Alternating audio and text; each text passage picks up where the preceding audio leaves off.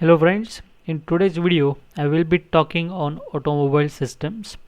In this picture you can see the various systems are shown with different colors, like pink color shows the steering system, the blue color shows the suspension system, like the springs are there to the front and the rear side of the vehicle. Then electrical system shown with the green color like battery. Then gasoline engine is shown with dark brown color. So a lot of systems are there which serves their important purpose. So let's see what are the learning outcome of this video. So to study the frame and its types, and to study the chassis and the types of chassis layout. By the way, we are going to discuss the types of chassis layout in the next video, because I don't want to make this video longer. So we are going to discuss the types of chassis layout in the next video. So let's go and let's see what is the frame and what are the types of the frames are. So frame is the main part of the chassis. By the way, what is the chassis, that we are going to see in subsequent slides. So frame is the main part of the chassis on which remaining parts of chassis are mounted. Frame is the supporting component of automobile. The frame should be extremely rigid and strong so that it can withstand the shocks, twists, stresses and vibration to which it is subjected while vehicle is moving on the road. It is also called as underbody. So frame is also called as underbody. The frame is supported on the wheels and the tire assembly. It is the foundation for carrying the engine, transmission system and steering system by means of spring, axle, rubber pads, etc. So basically there are three main types of the frames we have. The conventional frame, the second one is integral, or it is also known as integrated or unique construction or monocoque frame or unibody frame, and it is also popularly known as unitized frame. The third type of the frame is called as half integral or half frame, and it is also known as subframe. So these are nothing but the different cross sections of the frames.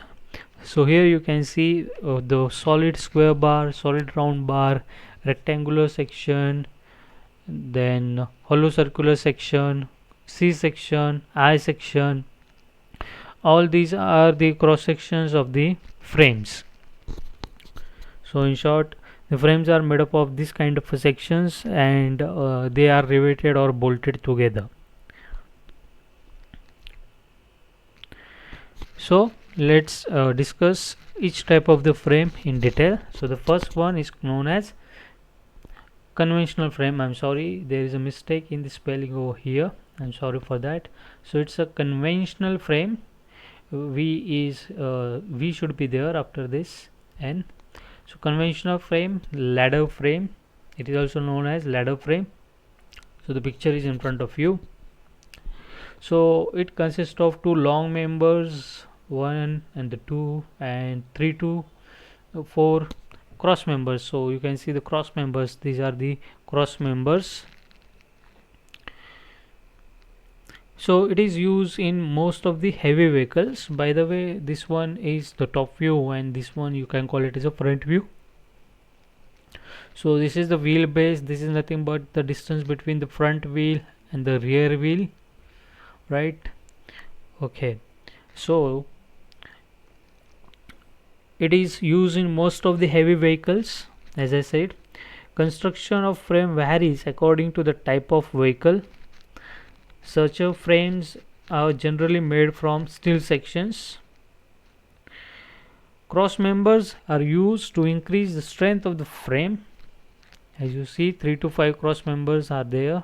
1 2 3 4 5, here 4 are there, which we use to give an additional strength to the frame. The frame is narrowed down at the front, so this is narrow portion. You can see this distance between the two long member is short as compared to the distance between these two long member here at the rear side. So this is the front side of the vehicle, and this is the rear side of the vehicle.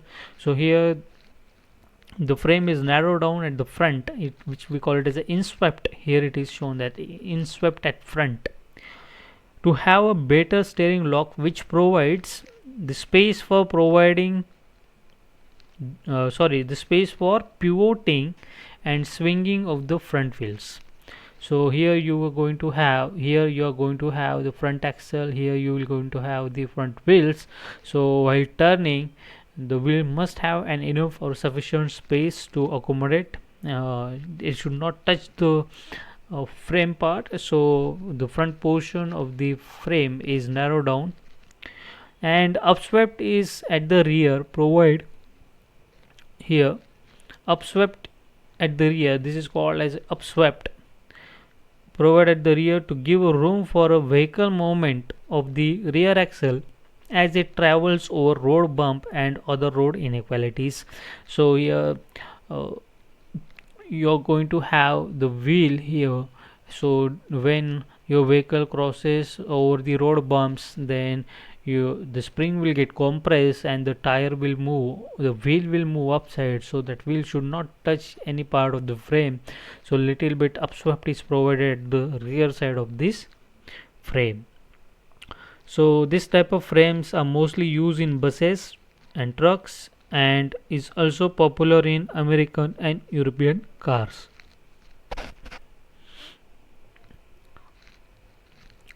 Second type is called as integrated unibody, monocoque, and I told you unitized frame. So here is the picture of this integrated frame. So in automobile industry we call this as BIW, that is body in white. Okay, so design of this frame is such that the need of the heavy side members are eliminated, as it was in the case of the conventional frame. So here the floor is strengthened by connecting the number of parts to this frame itself, and not by using the cross members as like in a conventional frame. As you can see in the picture, such types of frames are more popular in car segment. The third and the last type of frame is semi-integral or half frame or subframe.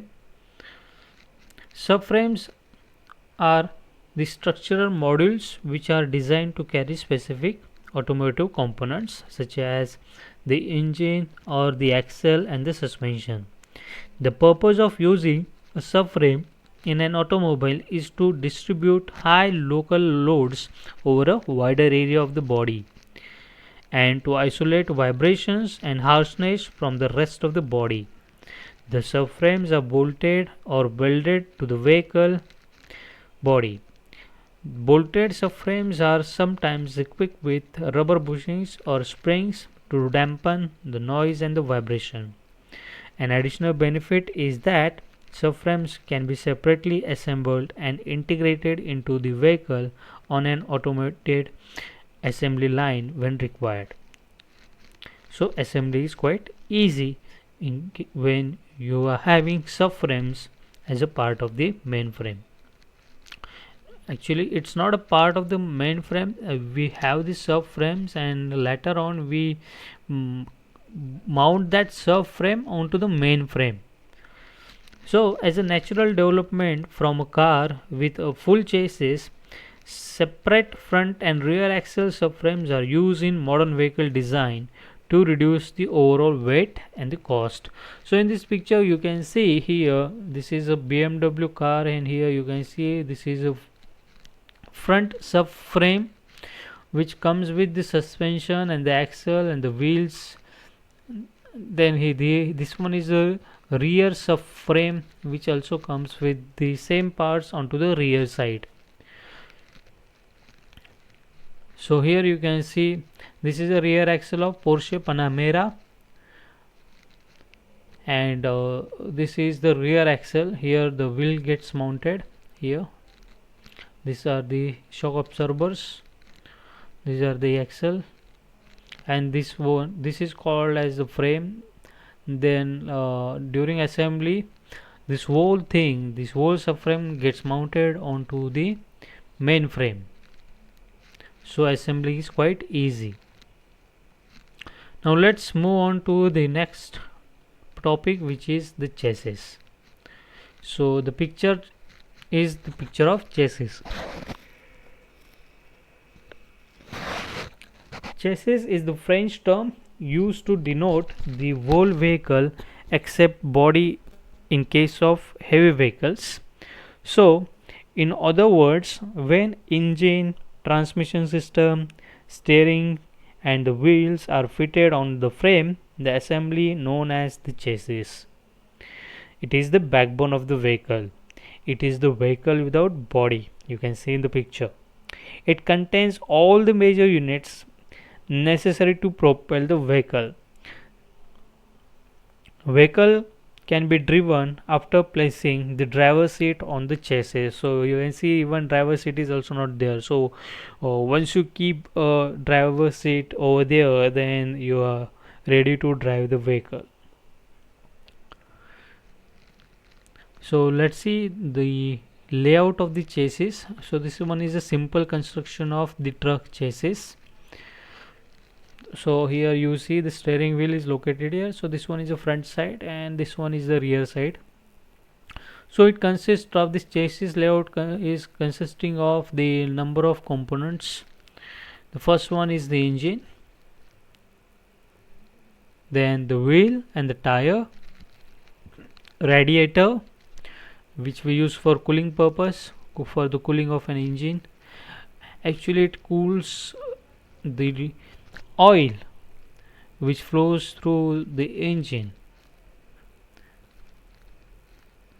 Then the steering gear, box assembly, then steering wheel itself, then leaf spring which is a part of suspension system, then clutch which is a part of transmission system, gearbox part of transmission system, propeller shaft, it is also the part of transmission system, differential gearbox, this is also part of transmission system,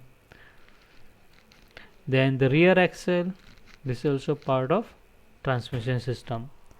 So all these were the components or the main parts of the vehicle which we mount onto the chassis.